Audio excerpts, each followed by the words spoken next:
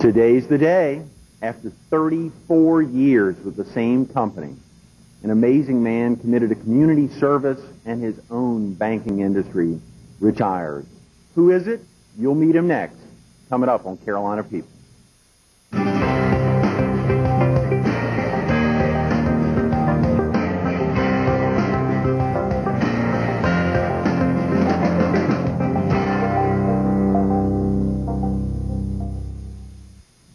Good morning. Welcome to Carolina People. This morning, we're at the Myrtle Beach studio of Fox 43. We're focused on the life of an amazing man, Orby Ferguson, who's the Senior Vice President and Market Manager with Wachovia Bank and retires today. Good morning, Orby. Good morning, Greg. Incredible opportunity to highlight your life, and to say retires today is really an anomaly. A little intimidating. That is. It really is. And to think 34 years.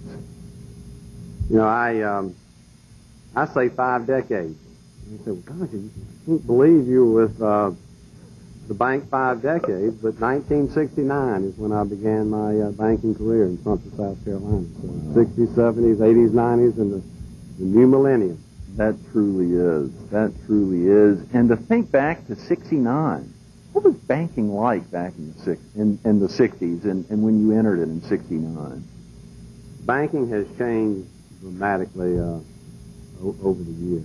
And when I joined the bank in February of 1969, it was probably more one-on-one interaction.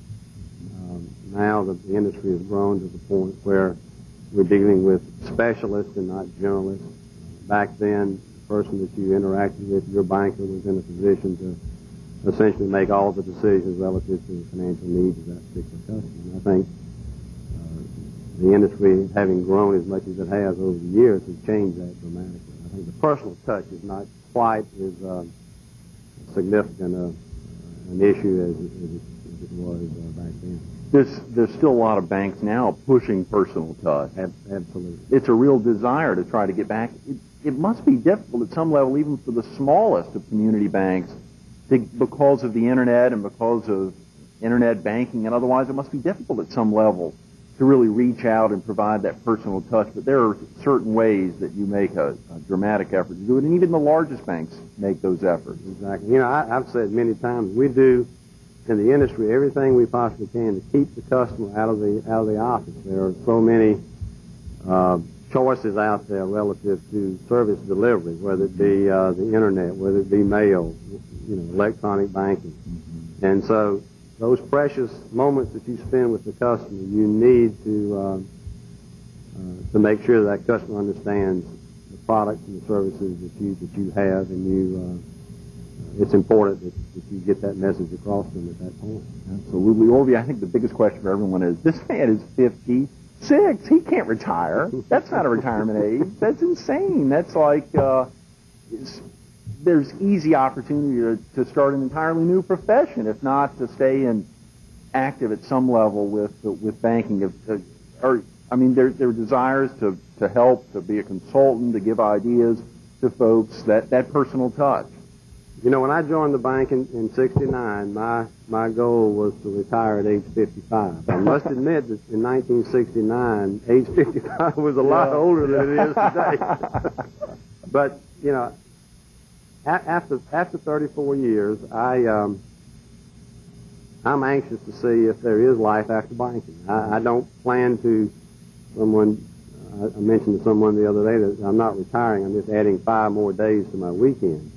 But I'm really looking to something that perhaps is a little less structured, that will give me a little more flexibility. I don't plan to be a couch potato. There are tremendous opportunities to continue to be involved in this community, and I plan to do that. I've had opportunities to perhaps look at other banking initiatives, and I'm not disenchanted with the company or the profession that I've enjoyed over the last 34 years. I'm just looking for something different at this point in my life. Well, we're truly excited, Orby. We really are. Orby, for viewers in the PD or in southeastern North Carolina who may not have seen you as you've evolved here on the Strand over the last 10 years, there are a heck of a lot of folks in the PD, particularly in the Sumter area, that have known you for a long time. Can we talk about where you're from originally? Greg, I'm originally from Sumter. It's a community about 2 hours from here, located strategically between Columbia and Florence, right in the middle of the state. I spent 47 years in Sumter, and certainly enjoy it. I have a lot of friends and family that live in Sumter, and never had a premonition of leaving Sumter and moving to Myrtle Beach. Myrtle Beach to me was a place to come and play, not work. So it was a big decision for my family and I to make in that move from Sumter to Myrtle Beach in 1991. But Sumter's home. I attended, of course, high school there, graduated in 1964, and attended college in Columbia Commercial College, and I was a business major there. And upon graduation, I went to work for a small finance company and worked there about 18 months before the opportunity to join the bank came along. It really is a big deal. You and your wife, Gail, 2 daughters, after yourself 47 years in Sumter, to think about getting up and moving to, even though 2 hours, you'd think there's probably a lot of commonality. These are entirely different communities. That part of South Carolina, the Sumter area of South Carolina, and the Grand Strand. The Grand Strand's just so difficult for anyone to fully get their hands around. But what was that like for you and Gail making that decision? Well, and I've been asked that question many times, Greg. How do you compare Myrtle Beach to Sumter? Well, it's difficult to compare Myrtle Beach to any community. Myrtle Beach is so autonomous.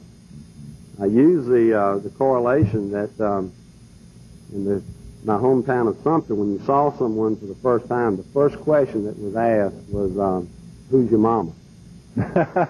Here, the first question is, where are you from originally? Right. But Sumter is was a military community, and it continues to be.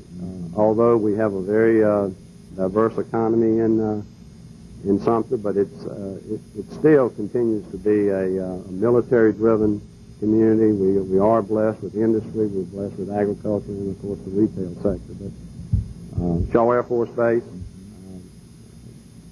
has been there about 60 years, and of course I remember back in those days the interaction with Shaw Air Force Base and of course the Air Force Base here in Myrtle Beach prior to its closing in the early 90s. That must have been fascinating growing up as a civilian. Were either of your parents involved in the military? No, we're not. Growing up as a civilian and having that recognition of this huge presence in town, but knowing that it's essentially a gated community. Were there any ingress or any access in your youth to Shaw? I mean, were there some activities for the Air Force Base folks to get out and interact a lot with the community? And do you have memories of that? I think today that if you would interview any of the military personnel at Shaw and ask them about the relationship, it's somewhat unprecedented with the relationship between the civilian and the military communities in Sumter, because certainly the civilians understand and respect the impact that Shaw Air Force Base has on that community. Oh, yeah. I remember in my younger days we had the open house at Shaw Air Force Base. The Thunderbirds would come in, and we had the static displays on the tarmac and the runway. It was just an exciting time about being involved in a military community. I'm sure. We were always in the headlines, whether it be the military initiative, whether it be Vietnam, or because Shaw Air Force Base continues to play a prominent role in our peacekeeping initiative. Mm-hmm. Mm-hmm. You said growing up in Sumter, you still have family in Sumter. I do. I have a sister and brother-in-law who live in Sumter. I have many nieces and nephews. Unfortunately, I lost my mother in December of last year, but she lived in Sumter to the age of 91. Wow. It's 2 hours away, and we get back quite often, and we still have a lot of friends who visit us from Sumter in Myrtle Beach quite often as well. Orby, I think I've been talking to one of your good friends, Bernie Dove. He said you go up to a lot of USC football games. Do you stop in at Sumter on the way up or the way back? Is that an easy excuse to get by and see your sister, brother-in-law, other family? Absolutely. As you know, Sumter is only 45 minutes from Columbia, and Gail and I are long-suffering USC football fans. sometimes I may be embarrassed to admit that we have not missed a home football game in 31 years. However, since moving to the beach, all the games are home or away games because it's about 3 hours now to get to a ball game. But Sumter is a convenient stop off, and we impose on our relatives there, and then go to the games and come back, after the games on Saturday. Absolutely. Starting at, and obviously we talked about, I opened up with 34 years with the same company. Originally with South Carolina National in 1969. You said they were purchased by Wachovia in 1991? That's correct. Was there a clear decision in your head when you said you finished college and then started with the financial institution, and before jumping into South Carolina National, what was the decision making for jumping into South Carolina National in '69, and what was it about the bank that attracted you?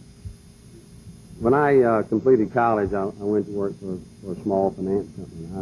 The entry-level positions at that time was a collector, and we worked from 6 o'clock in the morning to 9 o'clock at night collecting past dues. I thought at the time everyone worked 12, 13 hours a day. And I did that for about 18 months. And someone had mentioned to me, well, there's a position at one of the local banks here, South Carolina National Bank, and they're looking for a collector. And so we started the interview process, and I received a call. I'll never forget this. 7 o'clock one Sunday morning. And, you have indelible memories, particularly of your hiring manager. And he said, "Do you want to come to work for this bank? If you do, I want you here 2 weeks from tomorrow. And in the meantime, I'm going fishing." And he did apologize for calling at 7 o'clock in the morning. But, on a Sunday. But 2 weeks later, I joined the bank on the 10th of February, and that was the beginning of the career. That is amazing. What was his name, Orby? His name was R.T. Brown. And as a matter of fact, my retirement party, I invited him, of course. He is 83 years old. Wow. And he responded by email that his son is retiring in Florida, and he's attending his son's retirement, unable to be there. But probably one of the more impressionable individuals that I've met. Had a very keen sense of humor and enjoyed life, enjoyed what he did, and it just made it so much more comfortable for me and as a young, impressionable collector. Oh yeah. And Orby, you lay out two incredible different images there, replying by email at age 83 and calling you in late January of 1969 on a Sunday morning at 7 a.m. to say, "I'm going fishing for 2 weeks, and can you start at the bank 2 weeks from tomorrow?" Incredible. That is incredible as you take that in and as you think about how email and the internet and other things have affected an industry that means so much to you, so much to him, so much to the state of South Carolina. Obviously, the merger of Wachovia purchased in South Carolina National in '91, and then you moved down here what year? I came here in August of '93, 2 years after the SCN Wachovia merger. And when that opportunity came, Greg, it was probably the most difficult decisions that our family had to make. My daughter was a rising senior in high school. My older daughter was a junior at the College of Charleston. Having spent 47 years, all my life in that community, 24 years in banking, and Sumter was a regional office that afforded me some opportunities for upward mobility, then I was very content and resigned to the fact that I would probably spend my entire career in my hometown, which is somewhat unprecedented. Yeah. So when the opportunity came, it was intimidating and very, very difficult to a decision to comprehend, given the fact, well, I was too young to retire. I had 2 girls to educate. It was an excellent career opportunity. But leaving all my family and friends, moving to a community that I knew only as a place to come and, enjoy and play golf and enjoy the sun and the fun, that I want to do that at that stage in my career. My wife was working for the federal government at the time, the Social Security Administration, so there were issues relative to her career move. So the next day we were leaving to go to Gatlinburg, Virginia, and I told them that I would give them an answer the following Monday. And we were in a little novelty shop in Gatlinburg, and we saw a sign that said, "Success is relative. The more success, the more relative." So we said, "Gosh, we probably won't know how many relatives we have when we moved to Myrtle Beach." But coming back, we said, you know, if we don't make this move, we'll always second-guess ourselves.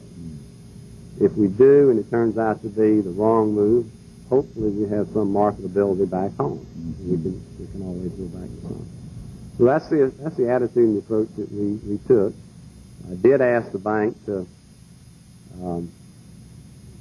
defer me moving the family immediately because I didn't want to pull my daughter out of the last year in high school. So the bank was willing to put me up in a condo for 10 months, and that gave me an opportunity to survey the market, know where I wanted to live and what area that I didn't want to live in. And I think that 10-month period gave me a kind of a settling effect.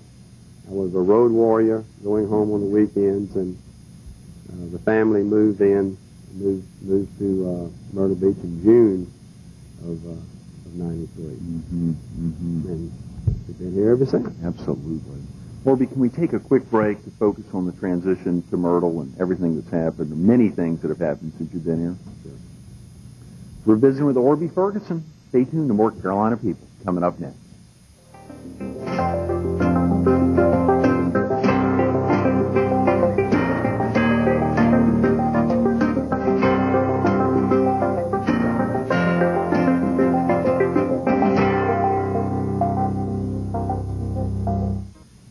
Good morning. Welcome back to Carolina People. We're visiting with Orby Ferguson. Orby, you know, it's amazing to think about those 10 months of traveling back and forth, as you said, a road warrior, and to think there was the eventual completion of your daughter's high school senior year. What if she hadn't passed that senior year? I may still be a road warrior. But, That's right. Fortunately, that was not a concern. She's always been a great student and went on to finish her career at the University of South Carolina. Right. And I'm pleased to say that both my daughters now are married, one living in Little River and the other is living in Lexington, South Carolina. And while we had two girls, we had no boys. Now we've been blessed with two young All-American grandsons. Congratulations. I'm excited about that. Absolutely. One question I didn't ask is Gail a South Carolinian? She is. She moved to Sumter from Mullins when she was about 3 years old.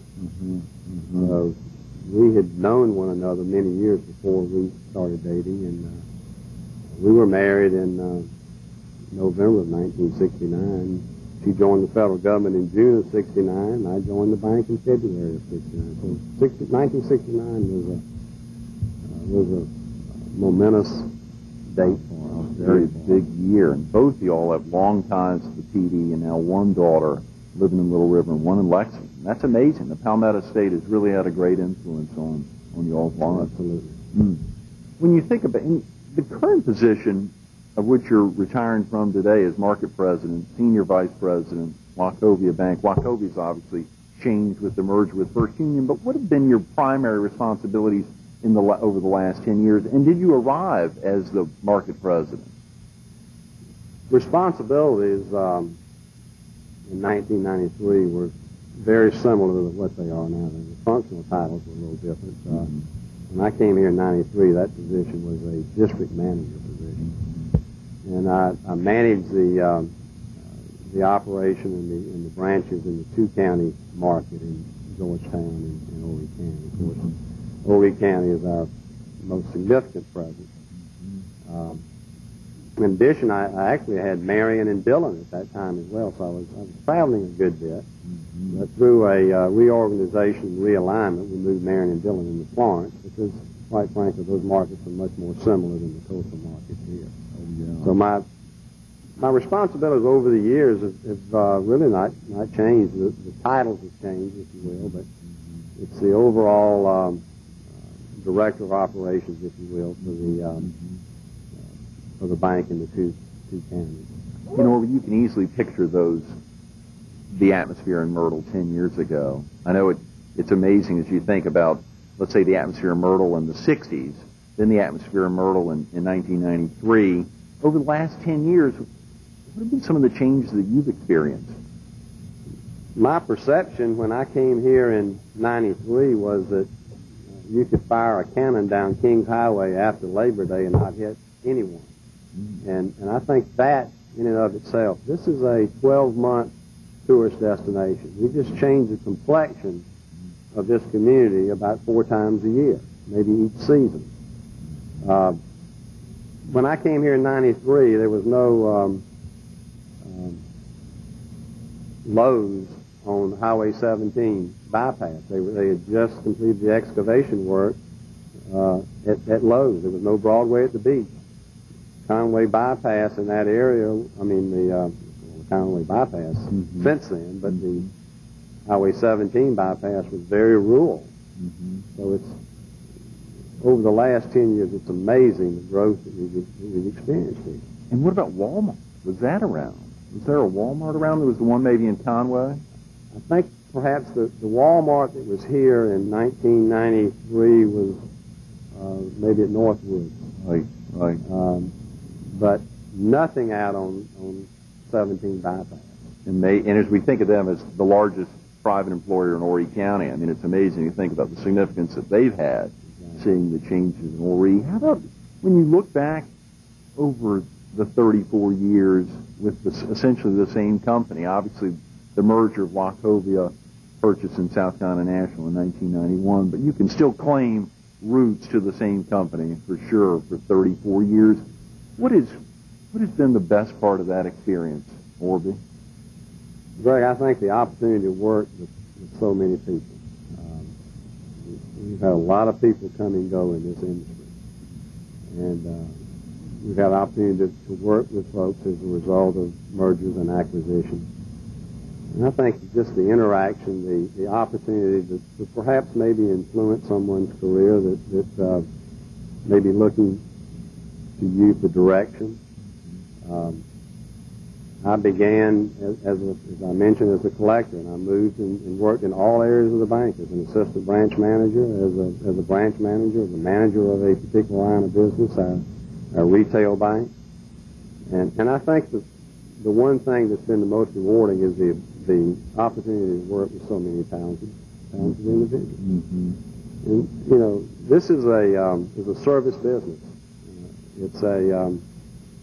It's a novel business, an opportunity to make a difference in someone's life and help provide some influence in the direction and growth of the community in which we live and work. So many folks think of Orby Ferguson, they think of the word community servant. They think of the commitment you've made giving back as general chairman of the United Way in such a tumultuous 2001-2002 year. I think you kicked off your campaign on September 11th. I think you were recently recognized as a Citizen of the Year from the Myrtle Beach Area Chamber of Commerce just last year. So many incredible commitments. How have you found the time to do it? You hire people who are smarter than you, and perhaps I have been a good delegator, but I believe in hiring the people that you have faith and confidence in. And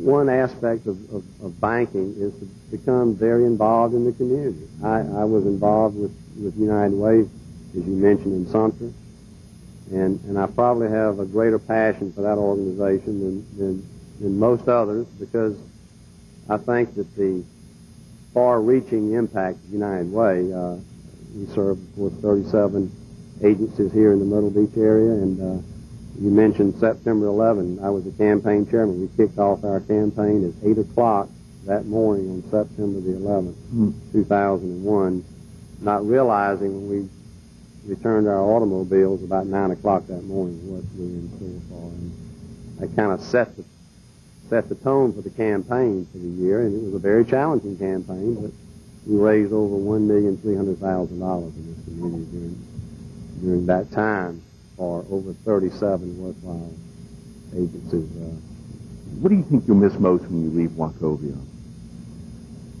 Well, I think perhaps the interaction with people.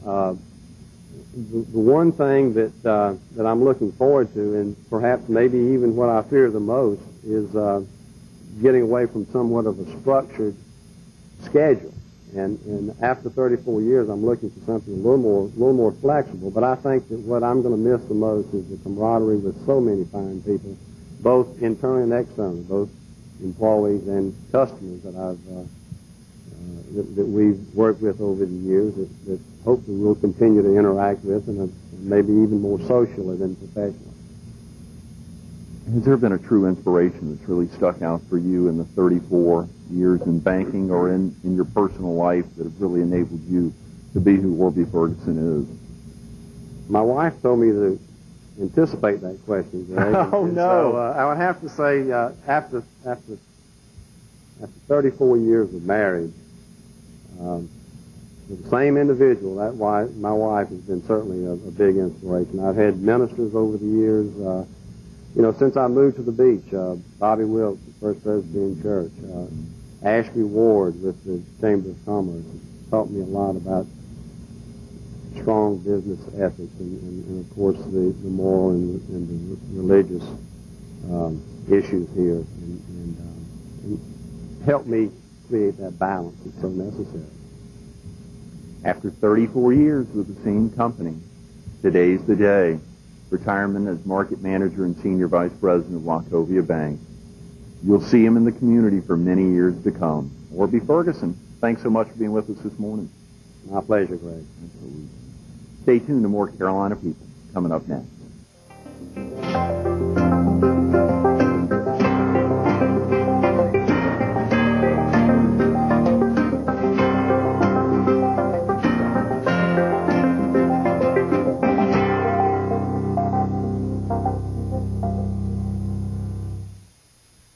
We want to thank Orby's wife, Gail, and their two daughters, for without them, Orby would have never been allowed to enrich the Myrtle Beach community.